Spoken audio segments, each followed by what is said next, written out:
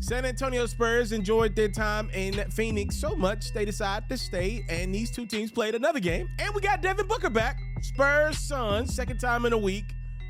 This time around, though, the Spurs got out to a much better start than they did last time, in large part due to Victor Wembanyama not struggling at all. This young fella is figuring it out in real time, ladies and gentlemen. Wembanyama, a man amongst boys against Phoenix.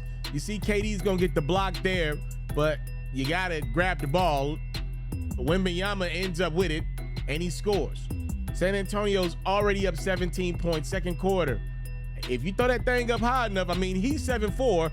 I don't know what else you can say about that. I mean, it gets to a point where height's got to matter, even at that level. Devin Vassell, grown man juice, and just like that, San Antonio's up 23 points. But I promise you, this game belonged to San Antonio Spurs' #1 overall pick, Mr. Wembanyama. I'm going to find my own nickname for him.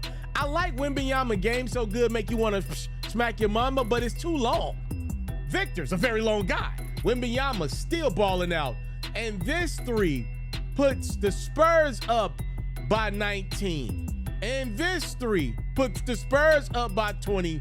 Can we take a break?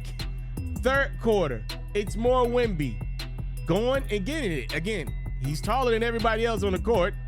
This kind of gets repetitive. Eric Gordon's tried his best. I love that, by the way. He's like, what you want me to do with this? Wembanyama going at anybody the Suns had to offer. They might want to go get another big. Somebody a little more physical than this, because Wemby making it look easy. Spurs still in command of this one. But Phoenix does make a run. Again, I mentioned Booker's back for this one after missing a few games with a foot injury. It's D-Book showing you who he is. 31 points and 9 boards for Booker. Check out this defense. Another block from KD. This time the Suns get the rock, and they go to Keita Bates-Diop. It's the NBA. Everybody makes a run, especially when you got a team that features Durant and D-Book. And it's Durant. His stray ball goes. We got a 1-point game after all that greatness from Wemby. KD had 28 points, but nobody had an answer for this dude, Wembanyama. Still attacking the Suns with ferocity. Wembanyama, ladies and gentlemen, is here. 38 points, 10 rebounds for the 7'4" assassin. Obviously the best game of his very young career. The Spurs win again in Arizona, this time by 11. I saw something that Shaquille O'Neal said about Victor Wembanyama that I thought was dead wrong. On Inside the NBA, Shaq refuted something Reggie Miller said, which was, we had never seen a player like Wemby. Shaq said, we have seen a player like Wembanyama.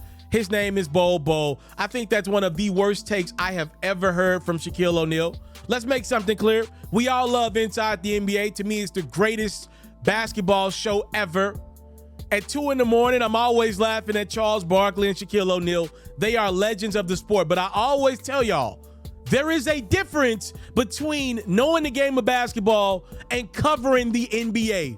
Those dudes obviously know the game of basketball. Their takes are oftentimes awful. And Shaq trying to compare Bol Bol, who has shown signs of being great, to Wembanyama that's already great for his level is ridiculous. Hell, Greg Oden for 15, 20 games remind me of Shaquille O'Neal, but I'm not finna compare this man to Shaq overall because he didn't do 1,000th of what Shaq did in his career. Stop it, Shaq. Victor Wembanyama is one of one. We have never seen somebody consistently run that thing up and down the court. And it is disrespectful to compare Bol Bol to Victor Wembanyama already.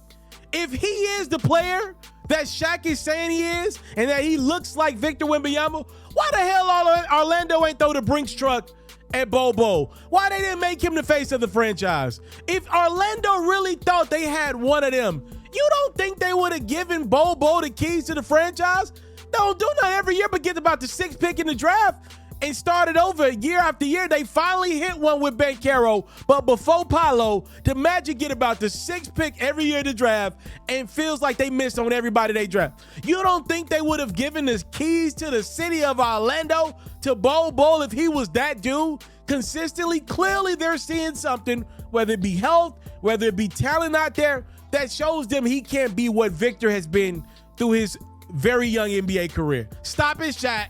I want to salute you, homie, you know, for building your own thing and doing your own thing. Why build theirs when I believe I can build my own? You've already done it, or I wouldn't be here. I'm already the only elite sports and music journalist in the game today. My goal is simple, to be the best there's ever been.